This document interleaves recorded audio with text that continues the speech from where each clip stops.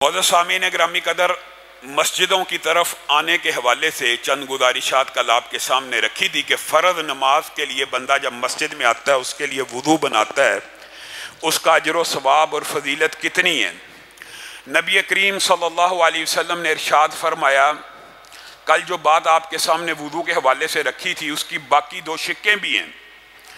نبی کریم صلی اللہ علیہ وسلم نے فرمایا، آج رات اللہ رب العزت کا دیدار ہوا اور اللہ رب العزت نے مجھ سے پوچھا کیا آپ کو علم ہے کہ فرشتے مقرب ملائکہ کس بارے میں جھگڑتے ہیں؟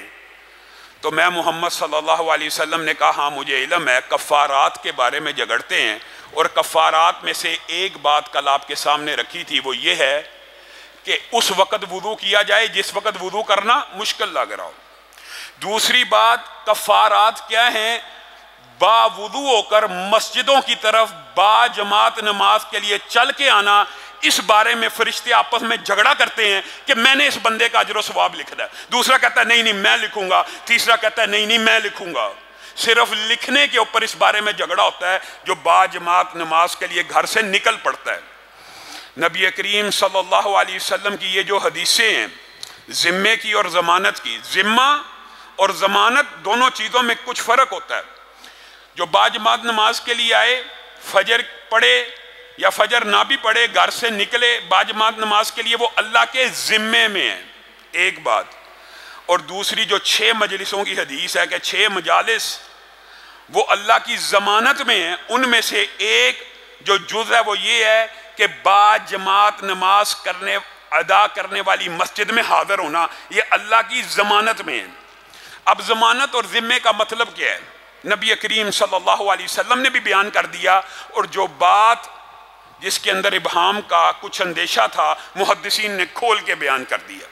نبی کریم صلی اللہ علیہ وسلم خود ارشاد فرماتے ہیں، اس سے مراد یہ ہے عاش بخیر و مات بخیر، اگر زندہ رہے گا تو اللہ تعالیٰ خیر خیریت سے زندہ رکھے گا، اور اگر مر جائے گا خیر خیریت سے موت دے گا۔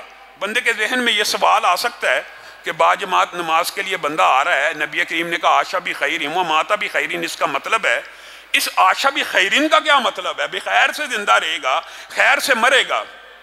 یہ جو دوسری حدیث ہے نا کہ اللہ کی ضمانت ہے، وہ اس حدیث کی تشریح کرتی ہے اور مفہوم کو واضح کر دیتی ہے۔ وہ کیا ہے؟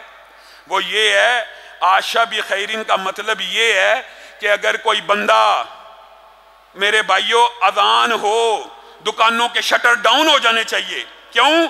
اس بندے کے ساتھ اللہ کے صرف ذمے کا تعلق نہیں ہے، ضمانت کا تعلق بھی ہے۔ ضمانت کا تعلق کیا ہوتا ہے؟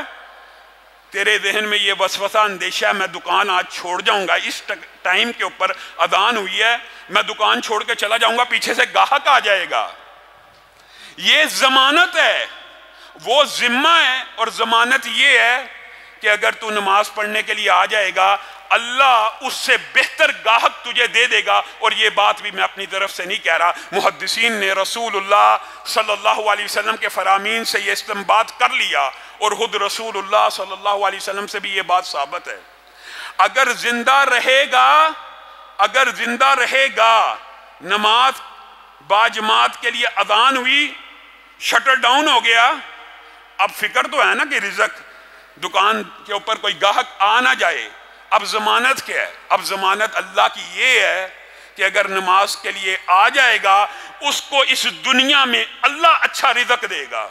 عاش بخیر کا مطلب یہ ہے کہ اللہ تعالیٰ جب تک زندہ رکھے گا بہترین وافر فراما رزق دے کے زندہ رکھے گا۔